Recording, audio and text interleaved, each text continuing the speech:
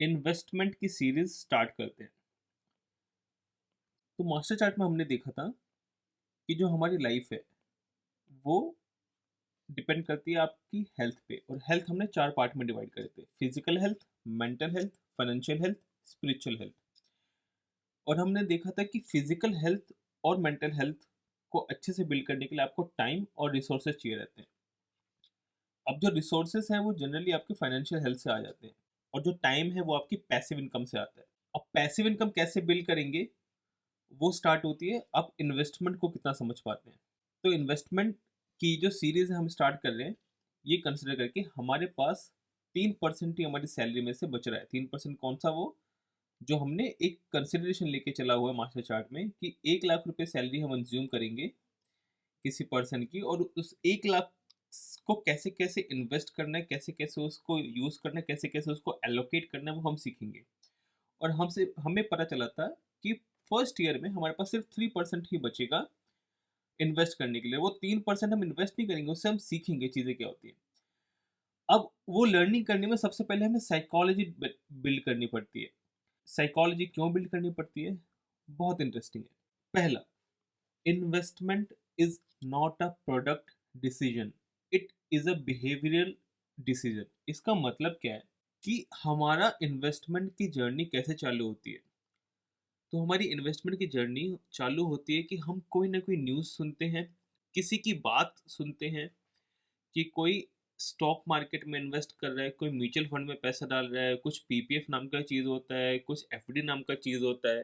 वो हम कुछ कुछ इधर उधर से सुन सुन के फिर हम सोचते हैं कि हाँ, हमें भी इन्वेस्टमेंट करना चालू करना पड़ेगा। जब ऐसा होता है ना, तो हम सोचते हैं कि कोई प्रोडक्ट है जो बहुत अच्छा रिटर्न देना है, बस हमें उसमें पैसा लगाना है और हमें रिजल्ट मिल जाएगा जो सामने वाले इंसान को मिल रहा है। बट ऐसा नहीं होता है। क्यों? इसमें क्यों क्या लिखा हुआ है कि इन्वेस्टमेंट प्रोडक्ट डिसीजन नहीं है, वो डिपेंड करता है आपके बिहेवियर पे। और दूसरा इसमें क्या लिखा हुआ है, history does not repeat itself but people do. इसका मतलब क्या है? हमें जो बोला जाता है ना कि पास्ट में ये हुआ है, इतना रिटर्न आपको मिलेगा ही मिलेगा, इतना पैसा आपका बढ़ेगा ही बढ़ेगा। बट ऐसा जनरली नहीं होता। जब आप इन्वेस्टमेंट की जर्नी चालू करते हो और आपको जब वो रियलाइजेशन हिट होता है, तब आप बहुत पैनिक करते हो कि यार ये हुआ क्या। इसका मतलब ये नहीं है कि जो पास्ट में वो नहीं होगा दोबारा। शायद से वो एग्जैक्ट चीज ना हो, बट वो पीपल का जो बिहेवियर, जो लोगों का बिहेवियर है, वो सेम रिपीट होता है। तो इसीलिए history does not repeat itself but people do. अब जो हम साइकोलॉजी बिल्ड करेंगे, वही आपका बेसिक स्ट्रक्चर होता है आपकी इन्वेस्टमेंट का। अब वो साइकोलॉजी बिल्ड करने के लिए ना, जो हम तरीका अपनाएंगे वो क्या होगा, हम कंसेप्ट सीखेंगे और उससे कुछ रूल्स निकल कर आएंगे। उन रूल्स को हम नोट डाउन करेंगे अच्छे से, और उसको हमेशा अपने पास रखेंगे कि कभी भी किसी भी सिनेरियो में अगर हमें लगता है कि कुछ डाउट आ रहा है कि हमने सही इन्वेस्टमेंट करा है नहीं करा है, तो हम उन रूल्स के ऊपर दोबारा जाएंगे, क्या हमने वो रूल्स फॉलो करे थे कि नहीं करे थे। अगर करे तो टेंशन लेने की ज़रूरत नहीं होगी। अगर नहीं करे थे, तो दोबारा से उन रूल्स को पढ़ के हम खुद की साइकोलॉजी बिल्ड करेंगे। अब साइकोलॉजी बिल्ड करने के लिए ना, इन्वेस्टमेंट में हमने दो चीज़ें पढ़ी थी मास्टर चार्ट में। पहली रिस्क, दूसरी रिटर्न। रिस्क और रिटर्न का बेसिक जो फंडा है वो सबको क्लियर है कि हर इन्वेस्टमेंट में कुछ रिस्क उसके साथ अटैच्ड होता है, और कोई कुछ रिटर्न उसके साथ अटैच्ड होता है। अब वो रिस्क कितना भी हो सकता है, रिटर्न भी कितना भी हो सकता है, वो कोई फिक्स नहीं कर सकता है। तो इसमें दो चीज़ें देखो लिखी हुई हैं कि रिलेटिव टर्म्स। ये दोनों रिलेटिव टर्म्स है, depends on conditions slash situations. इसका मतलब क्या है कि रिस्क और रिटर्न आपके लिए डिफरेंट चीज़ हो सकती है, सामने वाले के लिए डिफरेंट चीज़ हो सकती है। जैसे कि एफडी कुछ लोगों के लिए बहुत अच्छा हो सकता है, बट कुछ लोगों के लिए स्टॉक अच्छा हो सकता है। अब लेकिन हम जो जनरल कंसेप्ट सुनते हैं वो क्या सुनते हैं कि एफडी खराब होती है, बट ऐसा नहीं है। एफडी बहुत अच्छी चीज़ है, बट आपको पता होना चाहिए कि वो यूज़ कब करना है। सिमिलरली स्टॉक मार्केट भी बुरा नहीं है, वो भी बहुत अच्छी चीज़ है, लेकिन आपको उसे यूज़ करना आना चाहिए। क्यों? क्योंकि वो इन्वेस्टमेंट ऑप्शंस हैं, उनके बारे में आपको इन्फॉर्मेशन अच्छे से होनी चाहिए। और ये क्या लिखा है, बोथ आर वेरिएबल। इसका मतलब तो सिंपल है, ये फिक्स नहीं होते, ना ही आपका रिस्क फिक्स्ड है ना ही रिटर्न फिक्स्ड है। और फिर मैं बोल रहा हूँ, ये मेजरली जो डिपेंड करते हैं वो आपके इमोशन पे डिपेंड करता है, आपके बिहेवियर पे डिपेंड करते हैं।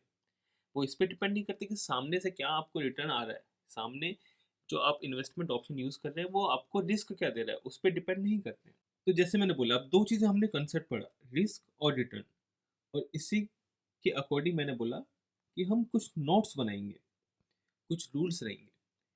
तो इसमें पहला रूल क्या बोलता है, एक्सेप्ट योर करंट सिचुएशन। अब ये हर एक जो रूल है ना उसके पीछे बहुत बड़ी बड़ी स्टोरीज रहती हैं, किसी वजह से ये रूल्स है।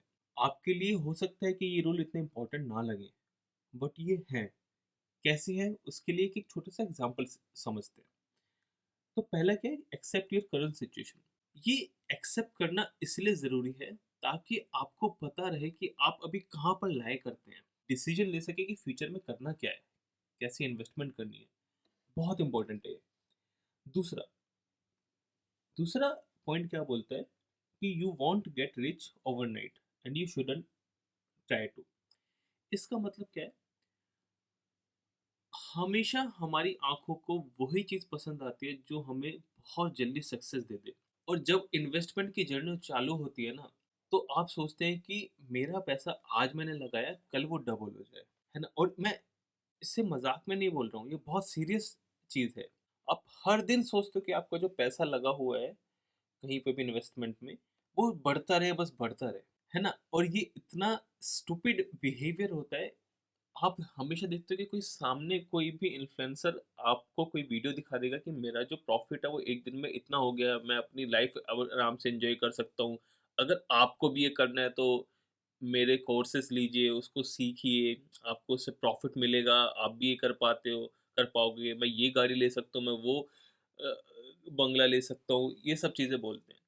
बट आप खुद से एक बार दिमाग लगाओ, जो कि नहीं लगाते लोग, तभी इतना फॉलो करते हैं क्योंकि हर किसी को जल्दी अमीर बनना है। कि आप किसी भी चीज़ को अगर एक दिन में पा सकते हो, तो जितनी भी पॉपुलेशन है वो अमीर हो जाएगी, गरीबी खत्म हो जाएगी। बट वो पॉसिबल नहीं है। हर चीज़ टाइम देती है, हर चीज़ प्रॉफिट देती है। और मैं जैसे कंसेप्ट बताता हूँ, अगर आपको पैसा कमाना है तो या तो आप अपने प्रोडक्ट को इतना अच्छा बनाइए कि उसका प्राइस बहुत ज़्यादा देने के लिए लोग तैयार हैं, या फिर आप बहुत सारा मास को पकड़ें, बहुत सारे लोगों को पकड़ें और उनसे थोड़ा थोड़ा पैसा ले लें। तो इन्फ्लुएंसर को ही काम करते हैं। तीसरी चीज़ क्या लिखी है, you can't predict the future, so use the past as a guide not a guarantee. कि आपको सच्ची में नहीं पता कि फ्यूचर में क्या होगा, कोई प्रिडिक्ट नहीं कर सकता, सब स्पेकुलेशंस करते हैं, सब अंदाज़ा लगाते हैं कुछ चीज़ें पढ़कर कि हाँ ये बिहेव कर सकता है या ये बिहेव कर सकता है। बट ज़रूरी नहीं कि वो हमेशा सक्सेसफुल हो। हर दिन आप अगर अपने पैसों को डबल कर सकते हो तो साल भर भी नहीं लगेगा दुनिया के सबसे अमीर आदमी बनने के लिए। साल भर भी नहीं लगेगा। आप मल्टीप्लिकेशन करके देख लीजिएगा। बट ऐसा पॉसिबल नहीं है, नहीं है और ना ही होता है। नहीं तो वो बन जाते। फिर क्या लिखा है, लक इज रियल। ये बहुत इंपॉर्टेंट चीज़ है। देखो, जब आप इन्वेस्टमेंट की जर्नी चालू करते हो ना, हो सकता है आपके जो लिए गए डिसीजन है वो गलत जा रहा हो, बोलो कि मैंने तो गलत डिसीजन लिया। अगर सामने वाले इंसान की तरह मैं भी डिसीजन ले लेता तो शायद से मैं भी अमीर हो जाता। बट ऐसा नहीं होता है, आप इस चीज़ को समझिए। हर एक इन्वेस्टमेंट के पीछे बहुत सारे मल्टीपल फैक्टर्स होते हैं। इवन कोई अगर आप सिंपल स्टॉक भी चूज करते हैं, कोई कंपनी भी चूज करते हैं, तो उसके पीछे हजारों लोग काम कर रहे होते हैं उस कंपनी को बिल्ड करने के लिए, और हजार लोगों के इमोशन, हजार लोगों का हार्डवर्क काम कर रहा होता है। तो सिंगल चीज पे डिपेंड नहीं करता है। तो अगर इतने मल्टीपल फैक्टर्स है और कोई इंसान अगर बहुत जल्दी ज़्यादा अर्निंग कर रहा है, ज़्यादा रिटर्न ले पा रहा है, तो उसमें लक का भी एक फैक्टर है। कंप्लीटली कभी नहीं होता, बट लक रियल में होता है। इस चीज़ को डिनाई मत करिए, एक्सेप्ट करिए। जब आपको लगे कि सामने वाला ज़्यादा अच्छा कर रहा है, इसका मतलब समझिए कुछ तो है जो उसके साथ लक ने साथ दिया है। अब हमने रिस्क और रिटर्न को पढ़ा और मैंने बोला वो वेरिएबल है ना। तो इसलिए never compare your risk and returns with others. कभी भी अपने रिस्क और रिटर्न कंपेयर मत करिएगा, क्योंकि आपका डिसीजन है जो भी आप इन्वेस्ट कर रहे हो, आपका रिस्क है जो भी आप ले रहे हो, आपका रिटर्न है जो भी आपको मिलेगा, वो किसी दूसरे पर्सन की वजह से नहीं आ रहा है। उसकी अपनी लाइफ है, आपकी अपनी लाइफ है, और दोनों लाइफ कभी सेम नहीं होनी चाहिए। आप खुद सोचिए, अगर 2 लाइफ आइडेंटिकल चलेंगी, तो आपका इस दुनिया में आने का कोई रीज़न ही नहीं था। फिर इसमें बोल रहा है कि high returns without proper knowledge increase the chances of losing money. इसका बहुत अच्छा एग्ज़ाम्पल पता है क्या है? कौन बनेगा करोड़पति? जो इंसान 5 करोड़ रुपए जीत कर गया था और टैक्स वगैरह कटने के बाद 3.5 करोड़ रुपए के अराउंड उसको मिला था। तो 3.5 करोड़ रुपए होने के बावजूद वो इंसान गरीब हो गया। वो दोबारा उसी सेम सिचुएशन पर आ गया। पता है क्यों? क्योंकि उसके पास ना प्रॉपर नॉलेज नहीं थी कि पैसे का करना क्या होता है। इसलिए फाइनेंशियल जो नॉलेज है वो बहुत इंपॉर्टेंट है। और इसमें जो सबसे इंपॉर्टेंट चीज़ होती है ना, वो फिर मैं बता रहा हूँ, पैसा नहीं होता है, वो नॉलेज होती है आपको उस चीज़ की को समझने की नॉलेज, कि आप डिसीजन जो ले रहे हो वो क्या ले रहे हो अपने पैसे के साथ, और क्या वो सही है कि नहीं है, और वो डिसीजन आपका ही है।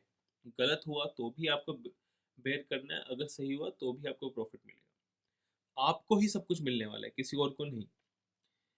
तो ये रूल्स और ये नोट्स है ना, इसकी एक पीडीएफ शेयर कर दी जाएगी बाद में, जब कंप्लीट रूल्स और नोट्स बन जाएंगे, है ना। और ये बहुत अच्छे से क्लियरली इनको रीड करिएगा।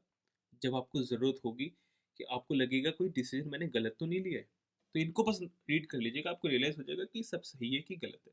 तो ये 2 चीज़ें हमने सीखी साइकोलॉजी से, रिस्क और रिटर्न। अब साइकोलॉजी में ना जो भी इन्वेस्टमेंट है, वो इन 3 पिलर्स पे डिपेंड करेगी, 3 पिलर्स। ये हमने मास्टर चार्ट में भी सीखा था। अब ये इसका मतलब ये नहीं है कि ये इम्पोर्टेंट नहीं था, यही है जो खेल है। बट इसको ही आपको डीपली अपने दिमाग में डालना है बस, बहुत अच्छे से, प्रैक्टिकल वे में यूज़ करना है। तो 3 पिलर्स में पहला पिलर है गोल, दूसरा है टाइम होराइज़न, तीसरा है रिस्क टेकिंग कैपेसिटी। इसमें वाई शायद से ऐड नहीं हो पाया था। तो तीसरा है रिस्क टेकिंग कैपेसिटी।